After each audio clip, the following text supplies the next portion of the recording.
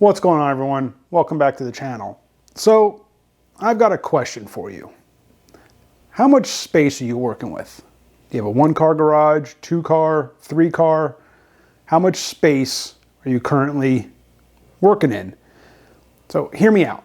The reason I ask is, because it always seems like no matter how much space you have or don't have, it's never enough, and you're always careful about how you arrange it and how you utilize that space. For example, when I lived in California, I had a 1-car garage, but that thing was actually very usable. I had 3 workbenches in there. I had toolboxes. I had storage for supplies. Granted, I couldn't get a car in there, but I had room for everything that I was trying to do at the time. And it was just every square foot was utilized and was utilized well, I thought. Then I moved here, and now I've got a 3-car garage. And it still seems like, even though there's more space, it seems like there's less space, if that makes sense. Because now that I have a 3-car, it's used more for storage, I've got holiday supplies up on shelves, I've got luggage, I've got, stuff in overhead bins, I've got shelves stacked to the ceiling here. I have an area that I use for working on my car or my truck or for welding projects, or I've got, a weight rack set up over there. And it's still a matter of utilizing the space well. And that being said, kind of is what, led me to today's project. Now, today's project is kind of a reinvention of a previous project that I did. So about 1.5 years ago, I'd made a roll-around workbench because I wanted to be able to store it off to the side when not in use so that I would have room for other things. And then when I needed it, I could wheel it out, take it outside, and utilize, the work surface. It had my table saw built into it. It had my miter saw built into it, a router table, it had T-track in the top. And while that workbench worked great as a work surface with the T-track and being nice and level and a large work area, I think it was like 3x6. So it was a good sized work area. That's about all it was good for. So when I built that thing, I was trying to incorporate as much storage into it. I had dust collection, I had, again, table saw, miter station, router table, and putting it together and making everything fit, I ended up with just not a very efficient workspace. I ended up, a lot of the storage I had in it ended up on the back side of it when I had it stored against the wall. So using the storage wasn't convenient. So a lot of things that were meant to go in the drawers were up on shelves. And then I had access to my miter saw when it was up against the wall, when I didn't need to have access to that because I would never use it in that spot. And the dust collection was available to me when it was up against the wall. And again, it wasn't designed well and it wasn't thought out, and I regret building it. So I'm building a different one. And here's what I'm starting with. So I've been kind of planning on this project since before Thanksgiving. As a matter of fact, the toolboxes I bought after Thanksgiving during, the pre-Christmas sales. So these things have been sitting in my garage for the last, 2 months? And I'm just now kind of getting to doing this project. So this is going to be the same type of workbench. It's still going to be like a 3x6. Actually, it's 39.5 deep. And that was because I wanted the ability to possibly have 2 of these boxes back to back. So in order to do that, it ended up being 39.5 deep instead of 36. But it's still 6 feet long. It's still going to incorporate a table saw, which is what I'm working on now. And there's going to be space for my miter station for storage, and then to have it up on top when I'm using it. Probably a router table, other storage here. But mainly what I wanted was that when I put this thing against the wall, I'll have access to all of my tool storage. And that way, this will not only double as a work surface, but storage for the tools that I will be using in this area. And it's mainly for woodworking projects and home improvement, stuff like that.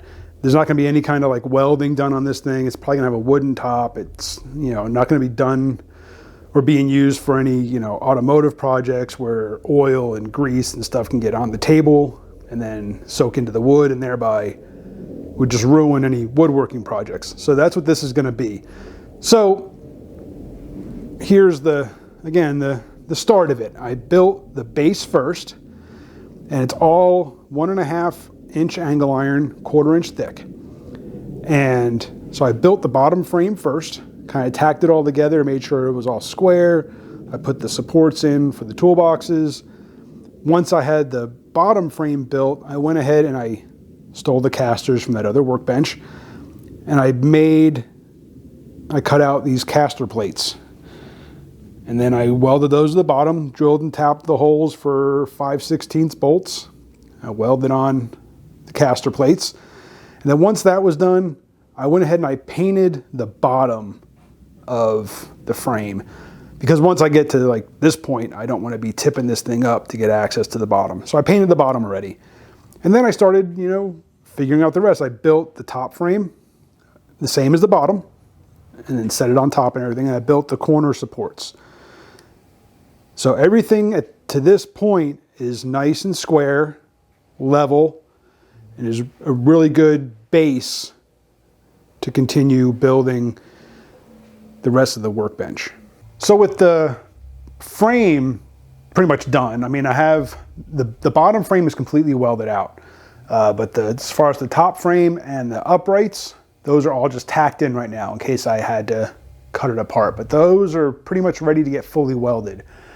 But before I do that, I want to get the table saw handled. So I want it to be level with the work surface, and that way, like my last workbench, I had the table saw actually turned the other way.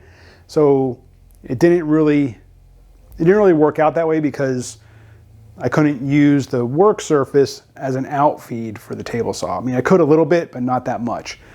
So for this table, I'm rotating the table saw to this orientation. That way, as I feed wood into it, the rest of the workbench will act as an outfeed table to support the wood.